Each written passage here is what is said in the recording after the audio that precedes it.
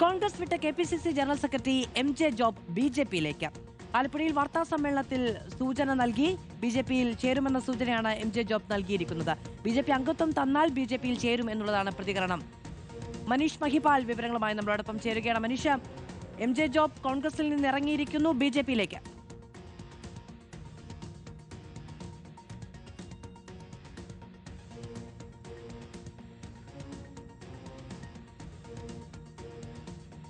സുധാകരനെ പിന്തുണയ്ക്കാനുള്ള തീരുമാനത്തെ തുടർന്നാണ് MJ ജോബ് നേരത്തെ വാർത്താ സമ്മേളനം നടത്തി പാർട്ടി വിടുകയാണ് എന്ന് പ്രഖ്യാപിച്ചത്.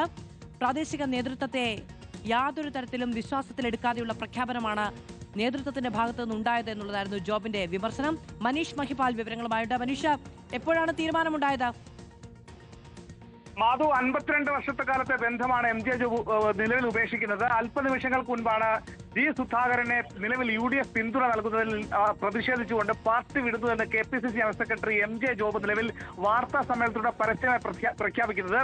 സുധാകരനെ പിന്തുണയ്ക്കുന്ന തീരുമാനത്തിൽ നേരത്തെ തന്നെ പാർട്ടിക്കിടയിൽ ഒരു ഘടകത്തിലും ചർച്ച ചെയ്തിരുന്നില്ല. KPCC മീറ്റിംഗിലോ അല്ലെങ്കിൽ അത്തരം ചർച്ചകളൊന്നും ഉണ്ടായിരുന്നില്ല. നിലവിൽ കോൺഗ്രസ് പ്രവർത്തകരോട് ഒരു വാക്ക് പോലും പറയാതെയാണ് തീരുമാനം. വലിയ വിഷമം ഉണ്ടാക്കുന്ന തീരുമാനമാണ്. ജില്ലയിലെ നേതാക്കളെയും പ്രവർത്തകരെയും വിശ്വാസത്തിലെടുക്കാൻ നേതൃത്വം തയ്യാറായില്ല. നേതൃത്വം മര്യാദയും മാന്യതയും കാണിച്ചില്ല.